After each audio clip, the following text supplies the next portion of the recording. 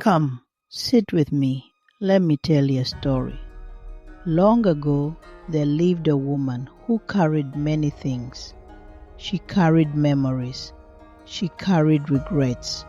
She carried words people said that never left her. She carried love that was not returned.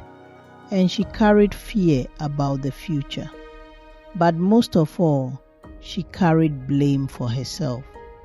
Each morning she woke up tired, not because her body was weak, but because her heart was full. She would say, "I should have known better. I should have left sooner. I should not have loved so deeply. I should be stronger by now." So she kept walking with her heavy load. One day she met an old woman sitting beside the road. The old woman looked at her and said, "You walk as if the past is on your back." The woman laughed softly and said, "That is because it is." The old woman pointed to the basket she was carrying and said, "May I see what you carry?" So the woman placed the basket on the ground. Inside were stones. Each stone had a word carved into it: failure, not enough, too much, unlovable, late, broken, wrong. The woman said, "These are the things I have learned about myself." The old woman held one stone in her hand and asked, "Who carved this?"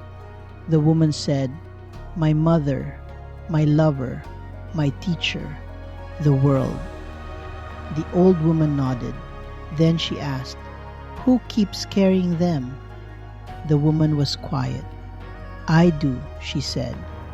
The old woman placed the stone back into the basket and said, "Just because something was given to you does not mean it must remain with you." The woman did not understand.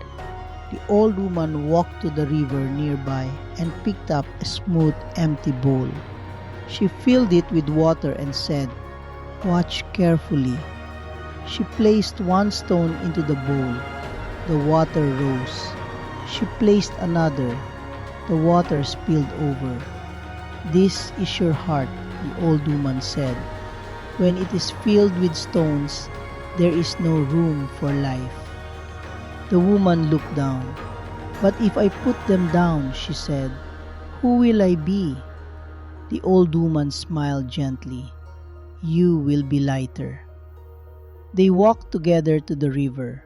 The old woman said, "Choose one stone." The woman chose the stone that said, "Not enough." Her hands trembled. "I have carried this one the longest," she said. "Then it is ready to rest," said the old woman. The woman dropped the stone into the water. It sank quietly. No thunder, no miracle, just a small ripple. But something inside her loosened. She chose another stone, unlovable. She hesitated longer this time. "What if it is true?" she asked. The old woman replied, "Truth does not hurt like this." So the woman dropped it too. Stone by stone, she released them. With each one, her breath became deeper. Her shoulders fell lower. Her eyes softened. When the basket was empty, she said, "I feel strange." The old woman asked, "How?" The woman said, "Like I have been holding my breath for years." The old woman nodded. "Many people confuse pain with identity," she said. "They think suffering tells them who they are." The woman looked into the water. "Who am I now?" she asked. The old woman answered, "You are the one who chose to stop bleeding in secret." They sat together as the sun lowered. The old woman said, "Tomorrow you will feel the urge to pick them up again." The woman frowned. "Why?" "Because the mind loves what is familiar," the old woman said, "even if it hurts." The woman asked, "What should I do then?" The old woman replied, "Remember the weight, remember the breath, and choose again." The woman stood up. "I do not know if I can do this every day," she said. The old woman smiled. "You do not have to do it every day forever. You only have to do it when you notice you are carrying what is not yours." The woman walked away lighter than she arrived, and every time she felt her heart grow heavy, she would imagine the river and remember that she had hands and she could open them. My friend, many of us carry stones we did not choose and no longer need. We call them lessons.